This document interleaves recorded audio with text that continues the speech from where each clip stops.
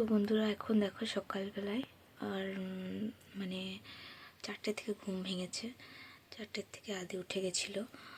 তো উঠে পড়ে ভীষণ একটা ঝোঁক নিয়েছিল, কি করা যাবে, কোনো মতে কারো কাছে থাকছিল না। তো এখন আমি মুখ ধুয়ে এলাম, রান্নাবান্না হয়ে গেছে, আর ও এখন এতক্ষণে ঘুমালো।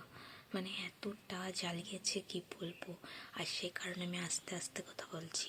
দেখো ঘুমাচ্ছে এখন, নারাগটুম এখন ঘুমাচ্ছে। ও এখন ঘুমাক, আমরা চাটা খাই, তারপরে যদি না ওঠে তখন ওঠাবো, তার আগে ওঠাবো না, যেহেতু অনেক মানে সকাল করে উঠেছিল। তো তারপরে এতক্ষণে ঘুমালো, ভীষণ জেদ হয়ে গেছে।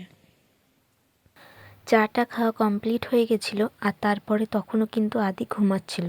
আর তারপর আমি বাসন ধুতে এসেছি কলপাড়ে, আর বাসন ধোয়ার পর উঠে যখন মানে গেছি, বাসন টাসন ধোয়া হয়ে গেছিলো, তখন যেয়ে দেখছি আদি উঠে গেছে। আমি যে বুঝতেই পারি না, আমি যতক্ষণ বাড়িতে থাকবো ততক্ষণও ঘুমাই, যখনই বাড়ি থেকে চলে যাই তখনই উঠে যায় কীভাবে। যাই হোক, এখানেও মানে ও দিদির সাথে খেলা করছিল। আর এইদিকে দেখো আজকে মুড়ির জারিক্যানটা ধোবো, যেহেতু এটা আদির জামা কাপড় ছিল, সেহেতু নেপথলিন গন্ধ উঠছে, সেই নিয়ে কয়েকদিন ধরে অনেক মুড়ি মানে ফেলতে হচ্ছে, সেই জন্য এগুলো ভালো করে পরিষ্কার করবো। আর এই দিকে দেখো ওই যে দাদার মেয়েটা একটা কিনেছে, এটা আমার বহুদিনের ইচ্ছা ছিল যে আমিও একবার নেব। আর এইভাবে টিপে টিপে কি সুন্দর কানগুলো দাঁড়িয়ে, সোনা সেটাই করছিলাম। তুমি ফোন শুয়ে শুয়ে শুয়ে কি দেখবে?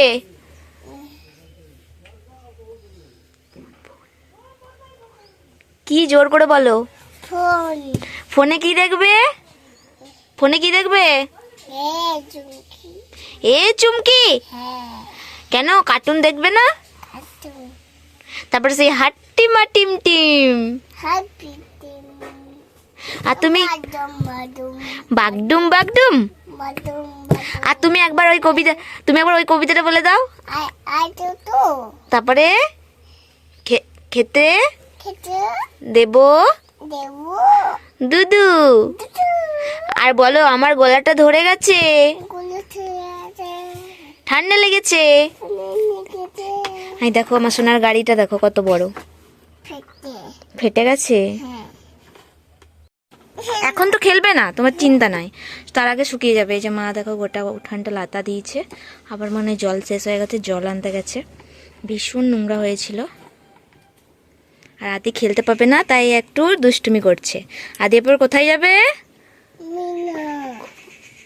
এখন কি করবে দুপুরবেলায়? ওটা কি? ভাত খাওয়ার পর তুমি কি করো? খেলা করো না, কি করো? গরম গরম ঢাকা নিয়ে কি করো? ঘুমু। তাহলে চলো এখন ঘুমু করবে তো, চলো।